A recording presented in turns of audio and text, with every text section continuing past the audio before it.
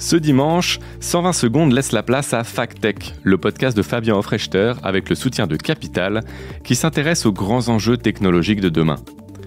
Tous les mois, un nouvel invité apporte un éclairage économique, éthique, social ou philosophique aux questions tech. Écoutez tout de suite le point de vue de l'invité du mois, le docteur Laurent Alexandre, et rendez-vous sur le podcast FacTech pour écouter l'épisode complet. Est-ce que la souveraineté européenne, c'est du flanc ? Est-ce qu'une souveraineté étatique en termes d'IA, c'est quelque chose qu'on peut imaginer ?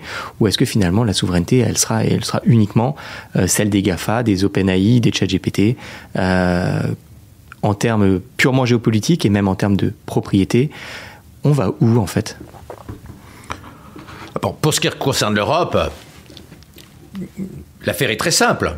Il faut arrêter de parler de souveraineté. Il n'y aura pas de souveraineté. On peut se rouler par terre.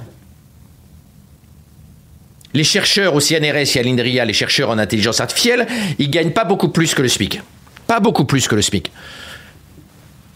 Mark Zuckerberg et les autres les paient en centaines de millions. Comment vous voulez qu'on garde des bons ? Il reste des bons au CNRS et à l'INRIA, mais ils vont tous se tailler, sauf les masochistes. Ou ceux qui ont peur de prendre l'avion pour partir aux États-Unis. Donc, il n'y aura de souveraineté que si nous arrêtons les conneries. Le marché financier européen est merdique. L'AI Act et le RGPD sont suicidaires. Plein de bons sentiments. Mais ils ne rendent service qu'à la Silicon Valley et à la Chine. Parce qu'ils euthanasient l'IA et le numérique européen, et donc ils donnent une puissance extraordinaire à la Chine et aux États-Unis qui n'ont pas mis en place l'équivalent.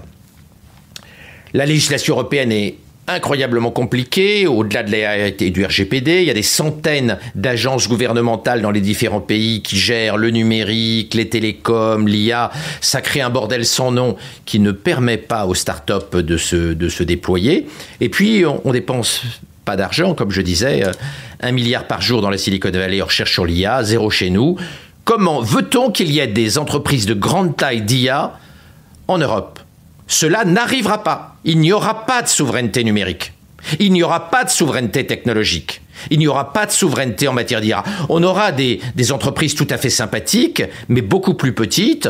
Mistral est un bon exemple du génie européen et du génie français, avec des très très bons développeurs comme Arthur Mensch et ses collaborateurs le sont. Mais ceci n'est pas à l'échelle de la Silicon Valley et de la Chine. Donc, le problème de la souveraineté, il faut arrêter d'en parler. Il faut arrêter de se gargariser du mot souveraineté au moment où nous la perdons. Et il faut se mettre à bosser. Ça va être compliqué. Parce que l'opinion publique européenne est technophobe et les politiciens européens sont technophobes. En France, la gauche est devenue ultra technophobe, alors qu'elle était pro-technologie il y a encore 30 ou 40 ans. On voit bien que toutes les technologies modernes sont détestées par la gauche, alors même que la gauche avait consolidé tous les mouvements pro-science et tous les mouvements pro-technologie depuis le début du XXe siècle. C'est un revirement absolument complet. Et qu'on voit d'ailleurs chez Mélenchon. Mélenchon était passionné de science, il ne disait que du bien de la science.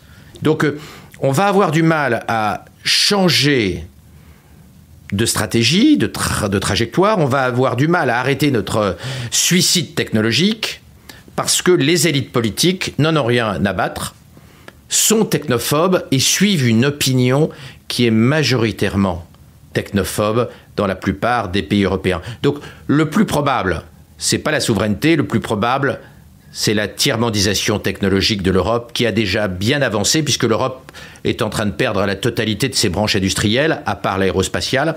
Il n'y a qu'à voir ce qu'est devenu l'automobile européenne, qui était la première automobile industrie mondiale et qui est en train de crever la gueule ouverte à cause d'une stratégie absurde qui a été menée depuis maintenant 20 ans.